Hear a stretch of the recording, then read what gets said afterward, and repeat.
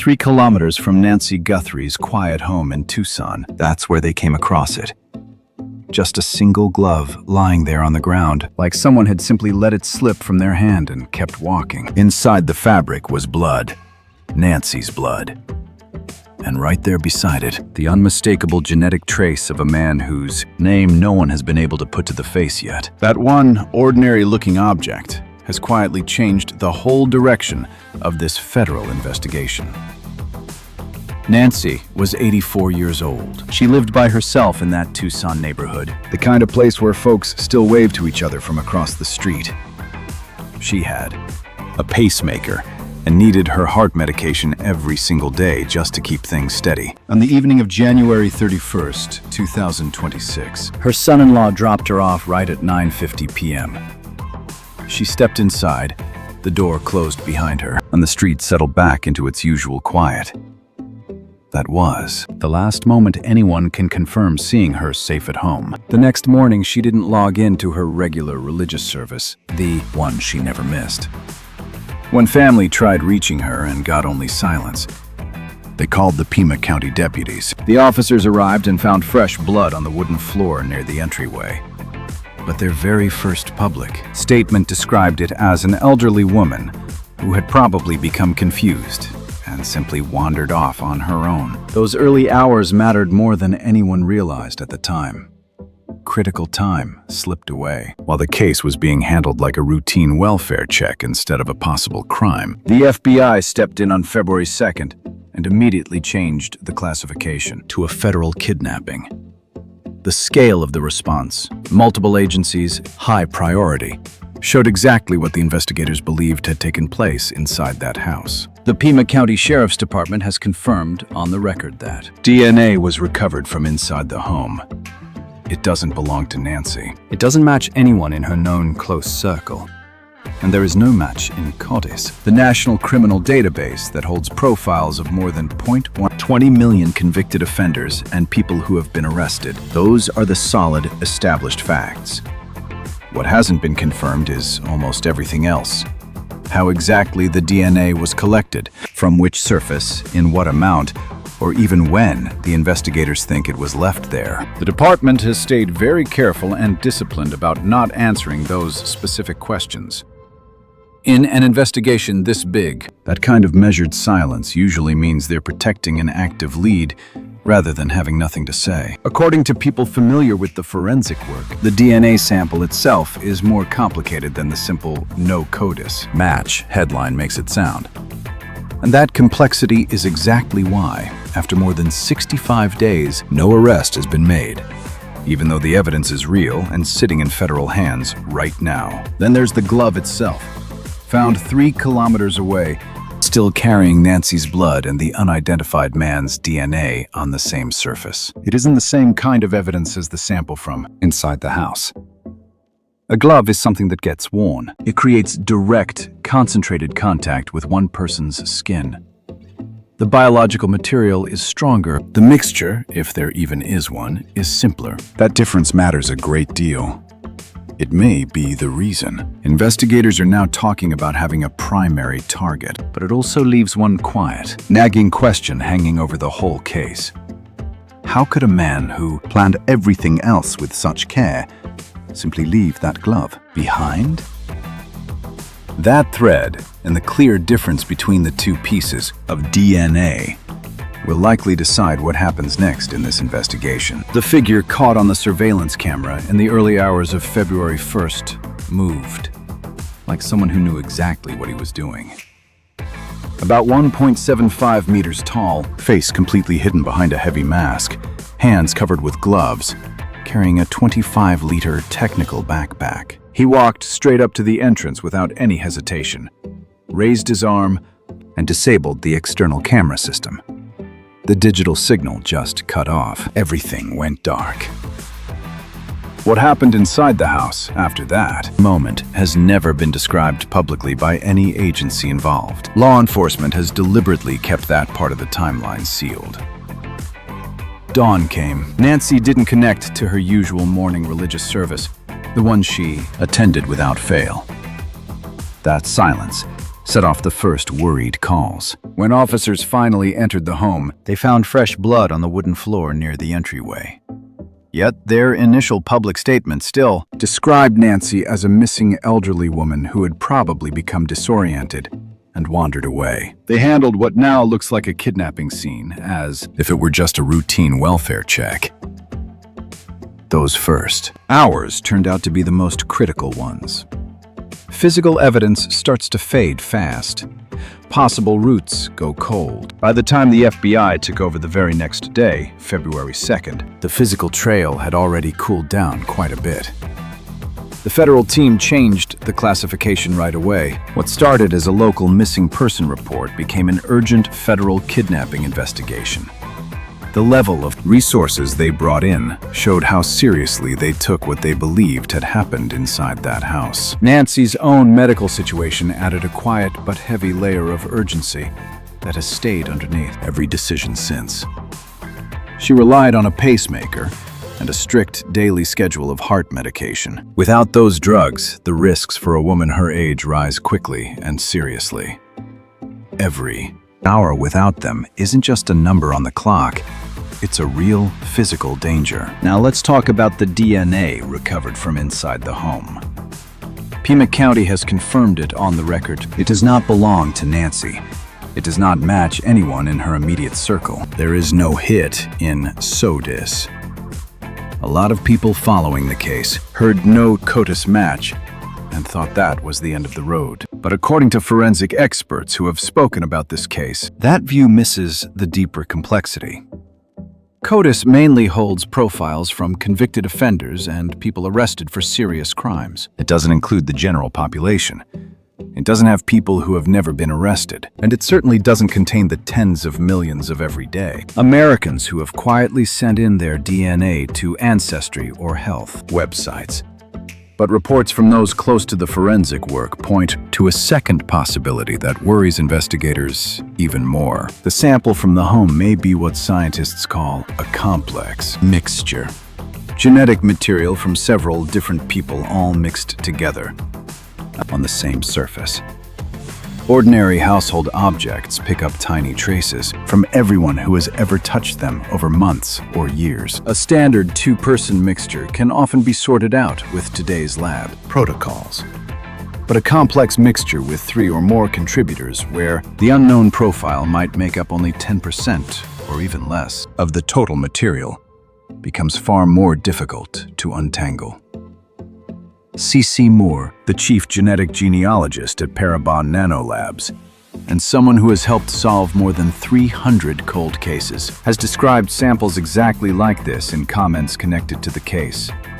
When the unknown contributor is only a small fraction inside a mixture that may include several unidentified profiles, the chance that this one sample alone will lead to a clear identification drops sharply. That isn't a criticism of the lab or the agents. It's simply the honest limit of the science we have right now. And that brings us back to the glove found 3 kilometers from the house. Inside it, Nancy's blood was confirmed. Right next to it was the DNA of an unidentified man. A glove creates a very different kind of biological deposit than a household surface does. It was worn. It stayed in direct, sustained contact with one person's skin. The contribution from that person is stronger and more concentrated. The mixture, if there is one, is simpler and therefore much more readable. Reporting suggests the FBI's whole operational tone changed after the glove was fully analyzed. Investigators moved from a waiting posture to active pursuit, and they now speak of having a primary target. That shift appears to have come from the glove, rather than the more complicated house sample. Yet the glove itself raises its own quiet, unresolved question. The man on the video arrived fully prepared. He disabled the camera with purpose. He wore a mask and gloves. He carried equipment that pointed to planning, not a spur-of-the-moment decision. Someone who moved with that level of care still left a glove 3 kilometers away, out in the open. There is no confirmed explanation for why. It could have been an accidental loss during his departure. It could have been thrown away once it was no longer needed. Right now, both possibilities are still open, and each one paints a very different picture of what happened after the cameras went dark. So the forensic picture actually contains two parallel threads instead of one neat story. The house DNA may stay difficult to resolve completely with the technology we have today. The glove offers a potentially cleaner, more actionable profile. Understanding that real difference helps explain why more than 65 days have gone by without an arrest, even though physical evidence was recovered and is sitting in federal custody. The investigation hasn't stalled because there's nothing to work with. It has been shaped by the specific scientific challenges the evidence itself presented. That same evidence exists side by side with another thread that has run alongside it since the very beginning. The notes. Some were sent straight to the family, others to TMZ. Their content, their timing, and the way the demands kept shifting have created an entirely separate layer of complexity that investigators have had to weigh while they followed the physical evidence. The first note arrived on February 3rd, just 2 days after Nancy disappeared. It went directly to the Guthrie family, not to the media or the police. It demanded $6 million in Bitcoin and included details that had not yet been made public, what Nancy was wearing, and specific aspects of the abduction. Savannah Guthrie spoke publicly on March 26th and said she believes those first two family notes were authentic. The FBI treated them with real seriousness. They traced the Bitcoin wallet and reached out to Mexican authorities. Those early communications carried enough weight to produce actual investigative steps.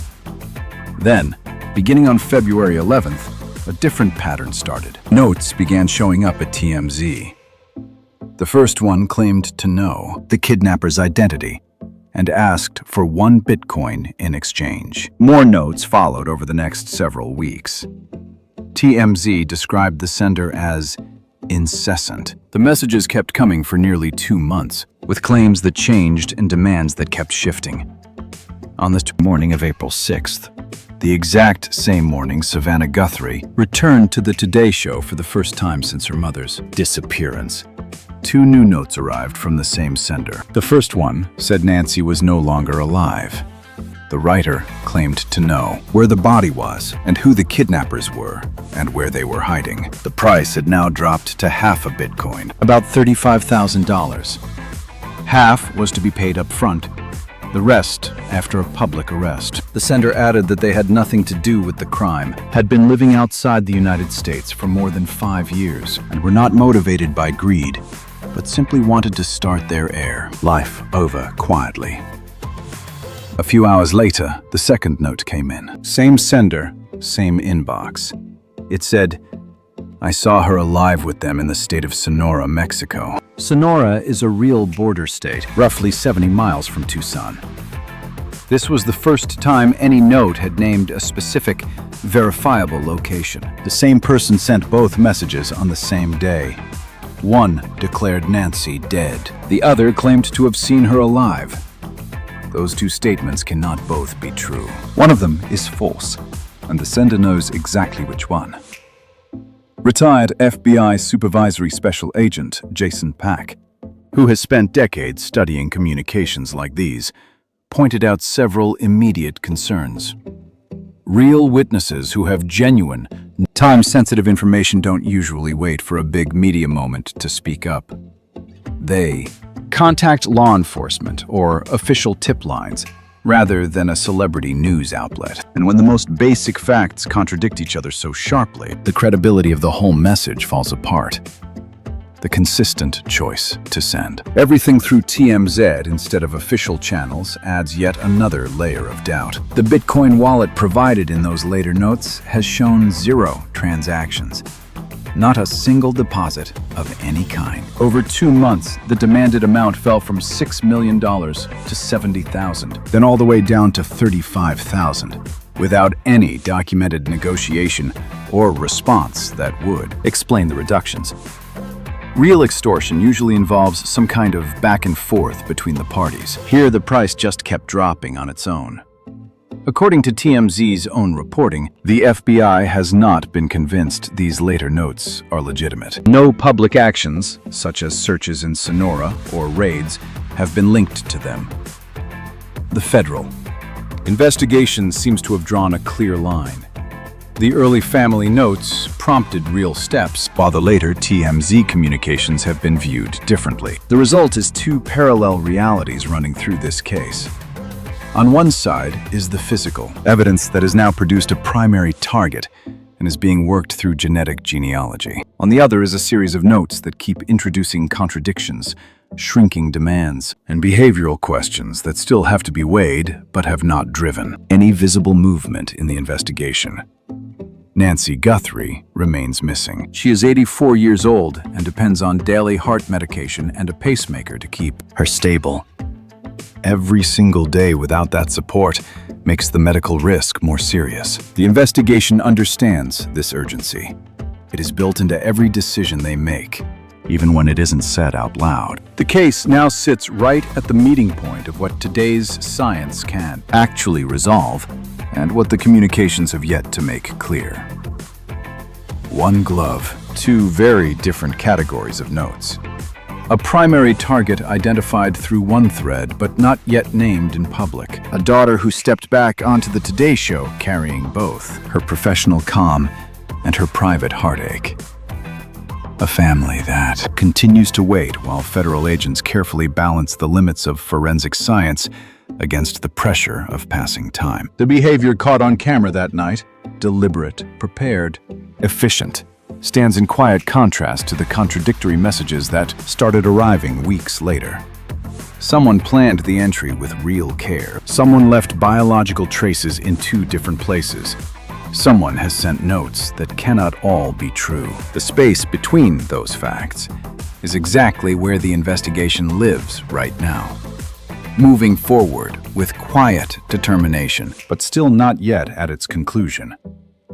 What strikes so many of us who have followed this case closely is how much still depends on questions that only time, further science, and careful human analysis can finally answer. The glove may already have told investigators more than the house sample ever could. The notes may have revealed something entirely different about human behavior when people think no one is watching. Nancy Guthrie is still missing, and the distance between the evidence we already hold and the answers we still need continues to grow smaller, one careful, quiet step at a time. This is the reality of the Nancy Guthrie case on day 65 and beyond. The science keeps moving forward, even if it moves slowly. The behavioral questions still linger in the background, and somewhere in the quiet tension between the two lies the path that will eventually lead us forward.